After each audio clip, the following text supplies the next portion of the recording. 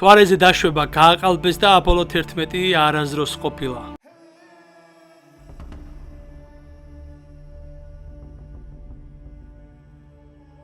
მთვარეზე ადამიანებს ფეხი არასდროს დაუდგამთ. ხომ გსმენიათ ეს ყველაფერი? მას შემდეგ რაც ნილ ამსტრონგმა და ბაზ ოლდრინმა პირველი პატარა ნაბიჯები გადადგეს მთვარის ზედაპირზე, 50 წელზე მეტია დედამიწის თანამგზავრზე ადამიანების ჩასვლის შესახებ შეთქმულებების თეორიები არ ჩერდება.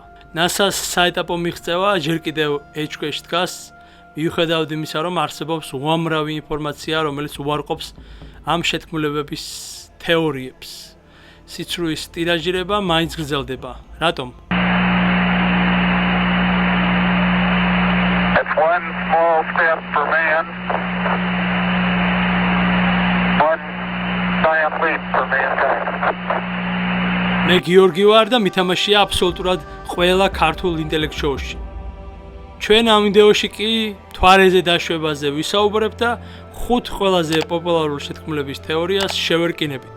მანამდე კი გამოიწერეთ ჩვენი არხი და ალაიქეთ ეს ვიდეო და მყუდროდ მოკალათით, ვინაიდან ჩვენ ერთად ვიმგზავრებთ მთვარისკენ.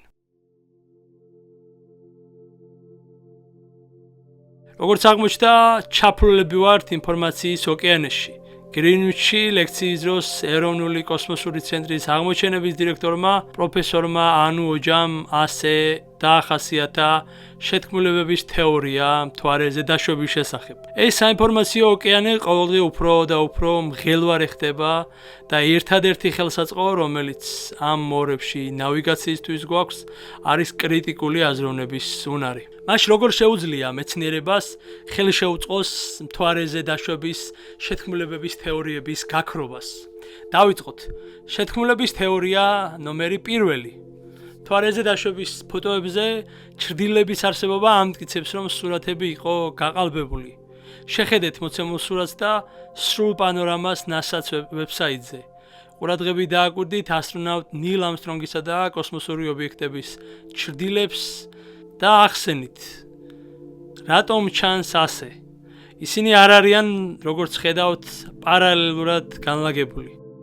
ეს სურათი შეთქმულების თეორეტიკოსების მიერ მიჩნეულია, როგორც მტკიცებულება, რომ მთვარეზე დაშვება დედამიწელების მიერ არ მომხდარა. რა თქმა უნდა, თუ მზე იყოს სინათლის ერთადერთი წყარო, მაშინ ჩრდილები უნდა იყოს პარალელური. ანუ ეს იმას ნიშნავს, რომ მთელი ეს სცენა გადაღებულია სტუდიაში. მრავალი სინათლის წყაროთი, რომელიც ქმნის სხვადასხვა მიმართულების ჩრდილებს. ასეა? არა. ეს ნამდვილად მთვარის ზედაპირია, მაგრამ ჩვენ შეგვიძლია ანალოგიური ეფექტის მიღება დედამიწაზე ნებისმიერ დროს. ყველას გინახავთ ეს ფენომენი, სადაც პერსპექტივის გამო პარალელური ხაზების ჩრდილები ერთმანეთის მიმართ არაპარალელურად არის განლაგებული. თუ თქვენ ცდილობთ, რომ ორგანზომილებიან სივრცეზე დაიყვანოთ სამგანზომილებიანი კომპოზიცია, შესაძლოა შეიქმნას უცნაური ხედები. მხატვრები ამას საუკუნეების განმავლობაში იყენებდნენ. ექსპერიმენტისთვის გადით გარეთ და როცა მზე ცაზე დაბლა იქნება, თავად ნახეთ ეს ეფექტი.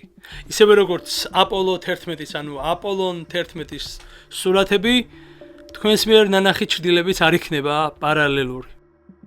შეთქმულების თეორია ნომერი 1, აქედან გამომდინარე უარყოფილია. შეთქმულების თეორია ნომერი 2. აპოლოს ანუ აპოლონის მისიის ასტრონავტები ვერ გადაურჩებოდნენ დედამიწის რადიაციულ ველს. როგორც ცნობილია, დედამიწა გარშემორტყმულია დამუხტული ნაწილაკების ზონით, რომელსაც ვან ალენის რადიაციული სარტყელი ეწოდება.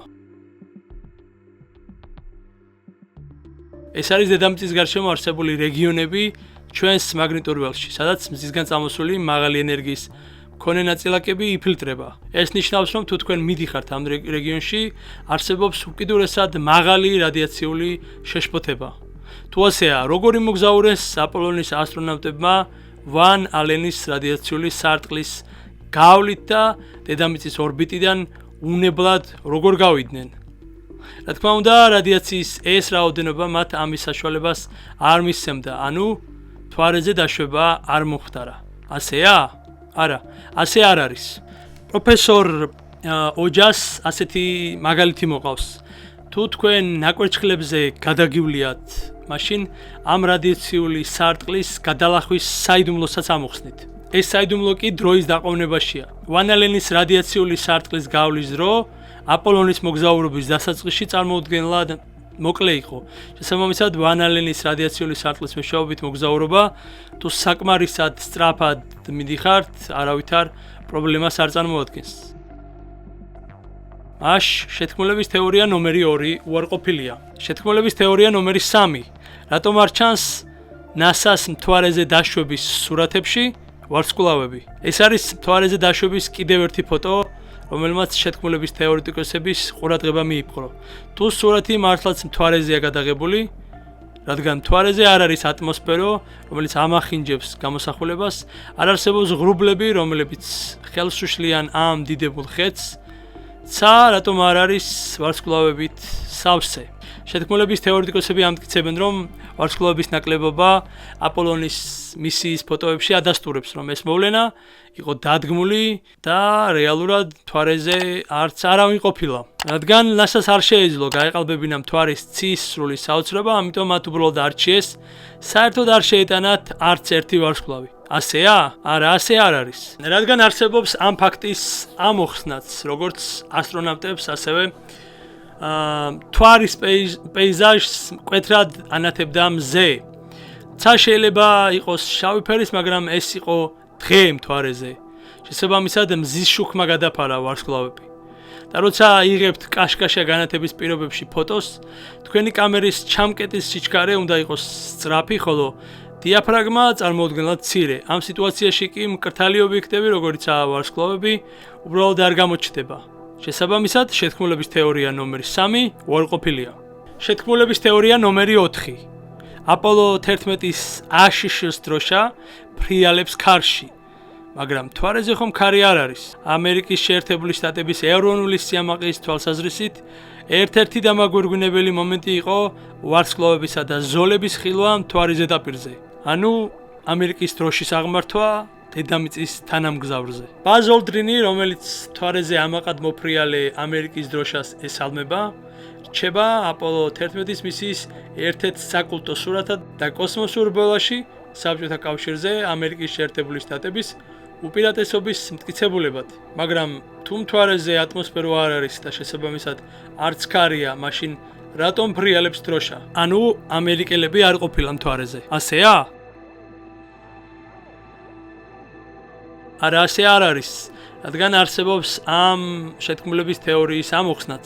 კიდევ ერთხელ შეხედეთ სურათს, კერძოდ დროშის ზედაკიდეს და ამ ამოცანას მარტივად ამოხსნით. ტელესკოპური ჯოხი, რომელსაც დროშა უჭირავს, ქვევიდან ზევით გაიშალა. რათა დროშა ამაყად მდგარიყო, ამისთვის დროშას ჰქონდა საკიდები, გვერდიდანაც და ზემოდანაც. დიახ, NASA-ს ეს ყველაფერი გათვლილი ჰქონდა. ხოლო ნაოჭებს თუ დააკვირდებით, აღმოაჩენთ, რომ დროშა უბრალოდ დაიკუჭა მთვარისკენ მიმავალ გზაზე და შესაბამისად ფოტოზე ამან შექმნა ფრიალის ეფექტი. ანუ შეთქმულების თეორია ნომერი 4 უარყოფილია. შეთქმულების თეორია ნომერი 5. თუ ჩვენ ნამდვილად ვიყავით მთვარეზე 1969 წელს, რატომ არ დაბრუნდა ადამიანი ისევ დედამიწის თანამგზავრზე? მთვარეზე ასტრონავტების გაგზავნის ბოლო მისია იყო აპოლო 17, რომელიც შედგა 1972 წელს. მას შემდეგ მთვარეზე ადამიანები აღარ დაბრუნებულან. იქნებ იმიტომ, რომ არც არაზროს წავსულვართ მთვარეზე. ასეა? არა, ეს ასე არ არის. რა თქმა უნდა, აპოლო 17 არ უნდა ყოფილიყო ამბის დასასრული და მთელი 1970-იანი წლების განმავლობაში არსებობდა ამბიციები მთვარის მუდმივი ბაზის აშენებაზე. თუმცა ეს იქამდე ხდებოდა, სანამ გადავიდოდით კოსმოსური კვლევის შემდეგ მთავარ გამოწვევაზე, პლანეტა მარსზე. მას შემდეგ მთვარეზე დაშვების მისია აღარ ყოფილა, მაგრამ ეს არ იყო დიდი შეთქმულება, ეს იყო გეოპოლიტიკა. ჩვენ შევცვალეთ ჩვენი პრიორიტეტები, ამბობს ოჯა. იყო პოლიტიკური მოტივაციაც ამერიკელებმა უკვე მოიგეს კოსმოსური რბოლა საბჭოთა კავშირთან.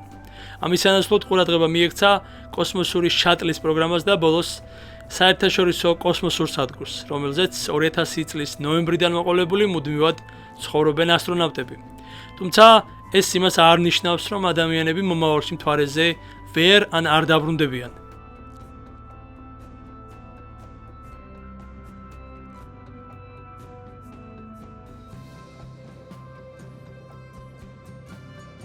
ამისთვის NASA-მ არტემისის მისიები შექმნა, რომელიც მიზნად ისახავს მთვარეზე დაბრუნებას.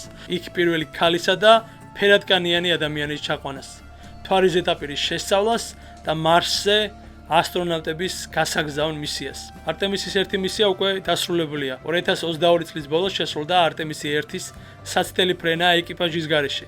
მისია ორბიტაზე გავიდა და მთვარის მიღმა გაფრინდა. არტემისის შემდეგი მისიები ამჟამად მზადდება. არტემისი 2 იქნება ფრენა მთვარის მიღმა უკვე ეკიპაჟთან ერთად. მისია ადამიანებს კოსმოსის შესწავლის ისტორიაში ყველაზე შორს მიიყვანს. არტემისის მისიაზე ჩვენ შემდეგ ვიდეოებში ვისაუბრებთ. მანამდე შეთქმულების თეორია 5 უარყოფილია. ვიდეოს ბოლოს კი შევაჯამოთ აპოლო 11-ის მისიიდან გასული 50 წელი. ჩვენი კვალის დატოვება, მთვარეზე დაშვება არ ყოფილა ტყუილი. აპოლო 11 ნამდვილად იყო. ადამიანებმა მართლაც დადგეს ფეხი მთვარეზე და ამის დასამტკიცებლად ჩვენ გვაქვს უამრავი სურათი, ვიდეო, მთვარის ნიმუშები და სამეცნიერო მონაცემები, მაგრამ უფრო მეტიც, მთვარის ზედაპირზე ადამიანებმა თავისი კვალი ფიზიკურადაც დატოვეს. 2009 წელს ჩვენ გავგზავნეთ მთვარის ორბიტაზე სადაზვერვო აპარატი. მან მთვარის ზედაპირს ძალიან ახლოდან და უმაღლესი გარჩევადობის ფოტოები გადაუღო. აპოლოს მისიების დაშვების თითეული ლოკაციები გადაღებული იყო. ამ სურათებზე ჩანდა მთვარემავლის ანუ სატრანსპორტო საშუალებების ნაკვალევი. ოჯა ამბობს, რომ ისინი იქ დარჩება მილიონობით წლის განმავლობაში და რაც არ უნდა დაუშავოთ დედამიწას და ცივილიზაციას ჩვენს პლანეტაზე, ადამიანებმა ნამდვილად დავტოვეთ ჩვენი კვალი კოსმოსში.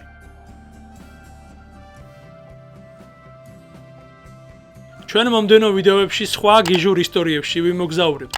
მანამდე კი გამოიწერეთ არხი და ლაიქეთ ვიდეო და დისკუსია კომენტარებში გავაგზავნოთ. დიდი მადლობა. In a merry month of December, May, when much to my surprise, a pair of bunny eyes. Oh, is this a neat way to travel? Isn't it great? Dum-da-dum-dum-dum, dum-da-dum-dum-dum, dum-da-dum-dum-dum. I like to skip along. But me, boy, skip.